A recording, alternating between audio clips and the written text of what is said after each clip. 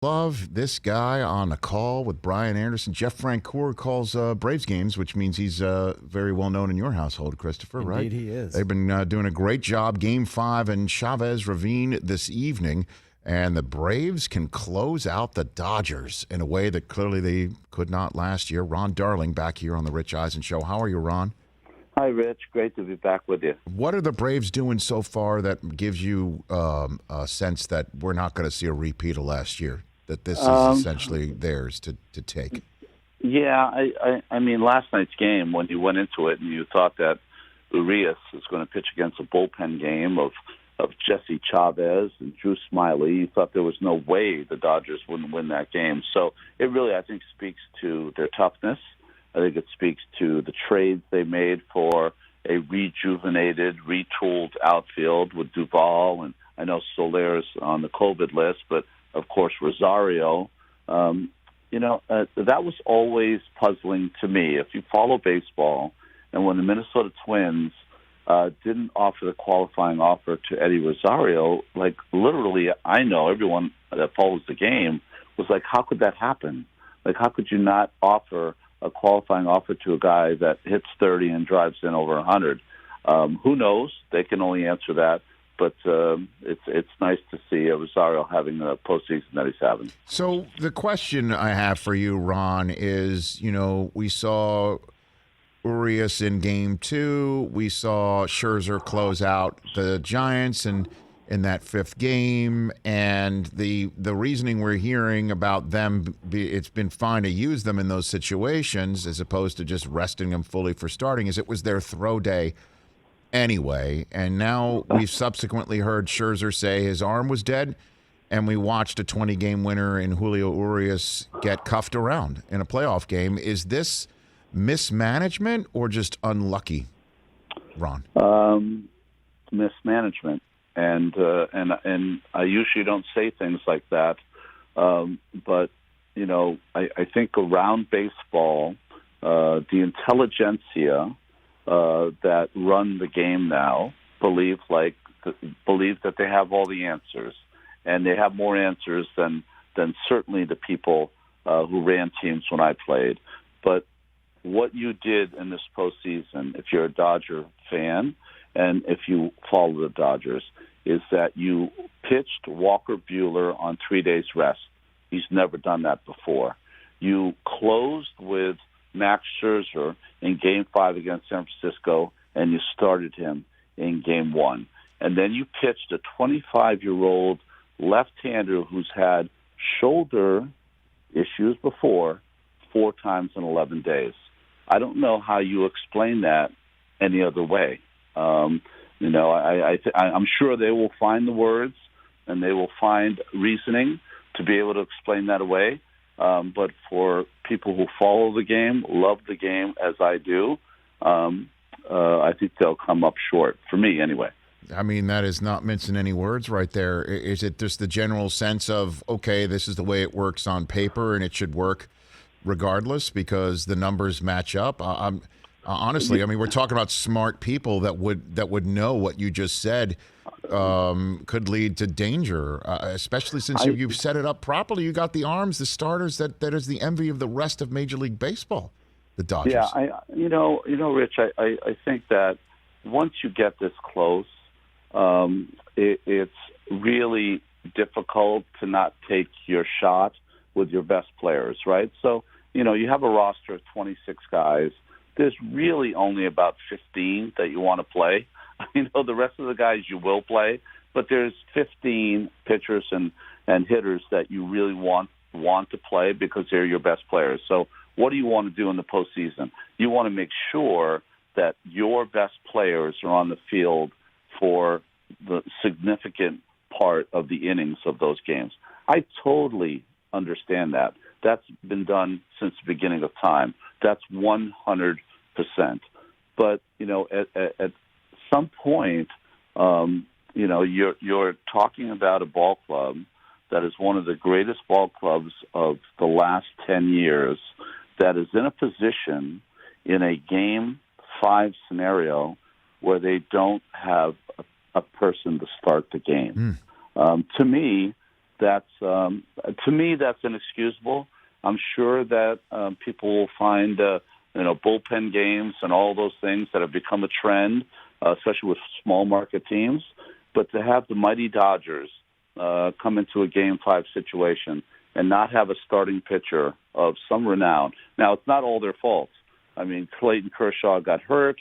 You had to go through the legality issues of Trevor Bauer, who they signed. I get it. But, they retooled with Scherzer to replace Kershaw, but they didn't retool one more person to present and pitch and start a Game 5. The Atlanta Braves, on the other hand, lost one of the top 5 players in the game, and they retooled him with Rosario and Duvall and Soler. That I think that's really the storyline for me with this series. Ron Darling calling Game 5 with Brian Anderson, Jeff Francoeur, Lauren Shahadi on TBS tonight. Joining me here prior to the game in Chavez Ravine on the Rich Eisen Show, Mercedes-Benz Vans phone line. You've been around this sport, obviously, and played in such high-leverage games. Where does Eddie Rosario rank, man? I mean, that is like we're hearing names like Robin Yount associated with him. Talk about not seeing that one coming. How about you? Yeah. Well, I like I said, I always knew what an offensive player Rosario was. I mean, all you have to do is look at his numbers and what he did in Minnesota. I mean, 2 seasons ago, he was 30-plus and 100-plus.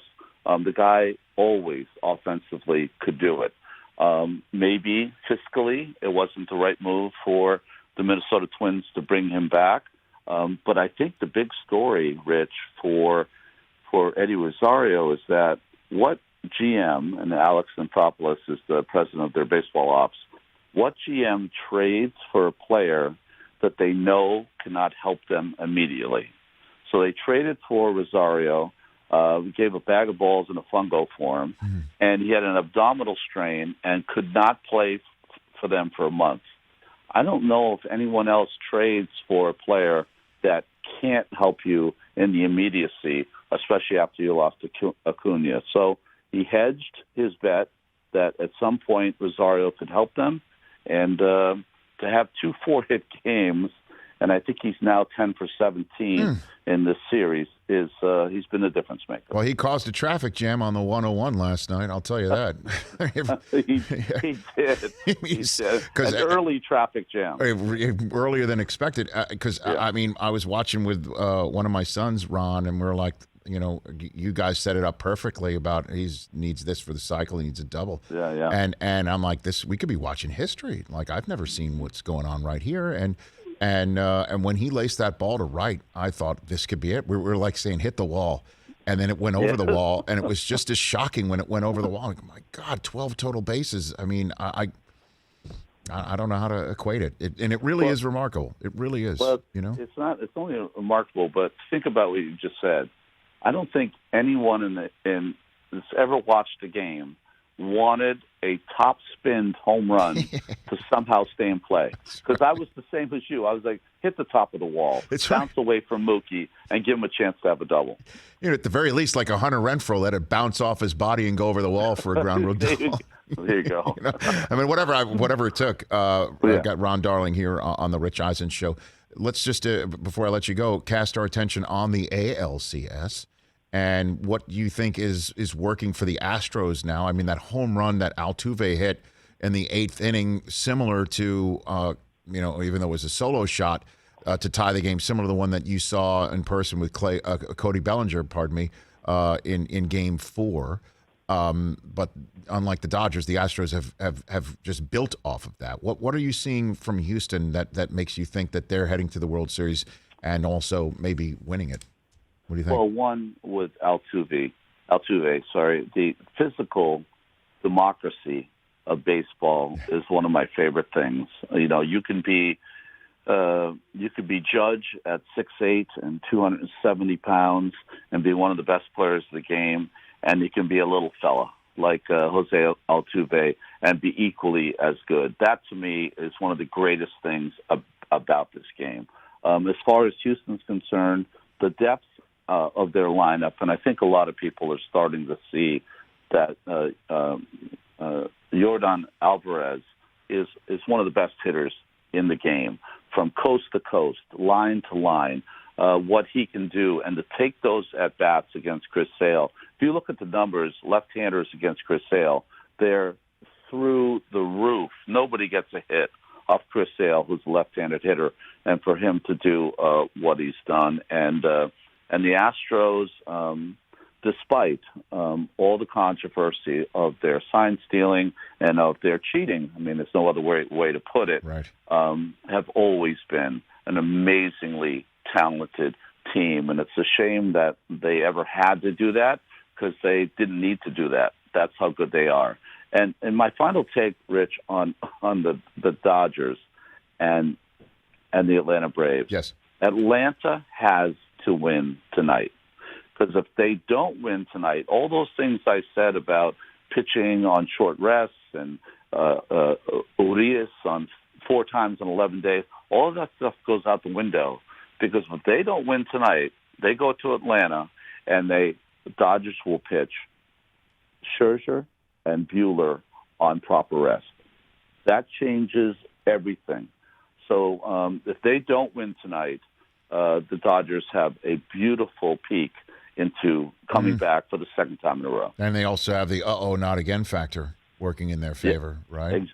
Exactly. A team that would get tight, thinking about, oh no, this is happening again. And Atlanta certainly, in their history, their great history of great teams, have had that more than they would like. Did you get that democracy line from Seinfeld? Because he used that on us once, the democracy of talent and physique. Did he drop that line on the booth on a broadcast with you once? He didn't, but to even think that I could use the same words as the great Seinfeld is I'm pretty lucky. I'm telling you, Ron, he said that to us, and I wrote it down, and we keep repeating it ever since he appeared on the show 3 years ago. He said that's the beauty of baseball, the democracy of talent and physique. Now, he said that in saying that pitchers should still bat, then get rid of the designated hitter. Okay. So we almost came to blows over that, but you know. My favorite Seinfeld is when he said, instead of raising the stamp 2 or 3 cents, raise it by $1 and let those guys get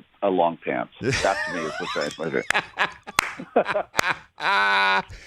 I'm sure Keith is still dining out being on Seinfeld, I'm sure, today, even right now. Listen, I don't even know what he gets monthly, a check from there, but my beautiful friend turned 68 years old yesterday. Is that right? Keith Hernandez. He's Ron. People don't know. I don't think Yeah. He was one of the greatest baseball players ever. I played with Canseco, Ricky Henderson, Mark McGuire, Carney Lansford, Darryl Strawberry, Dwight Gooden. I can go on and on. Yes. Keith Hernandez is the greatest baseball player that I ever played with. No kidding. Well, I mean, because he could do it all. I mean, the fielding as well, for sure. Yeah, right? Fielding, and he also had a feel for the game that we all aspire to, but very few approach. Yeah, and Gary Carter, too. That's another name that you could throw into that mix, too. Right, I mean, at some point, when people talk about that 86 team, I always say one thing. We had the best right fielder, catcher, first baseman, starting pitcher, and Gooden, and Kevin Mitchell, a future MVP, couldn't make that lineup. That's right. Ron, have a great broadcast. I look forward to hearing you and the rest of the crew tonight. Thanks for the call. Really appreciate it. Thanks, Rich. Best of Sue. Take care. You Bye. bet. There you go. Best of Joanna. There you go. Hey, you watched all the way to the end. Thanks for that. Watch more right here.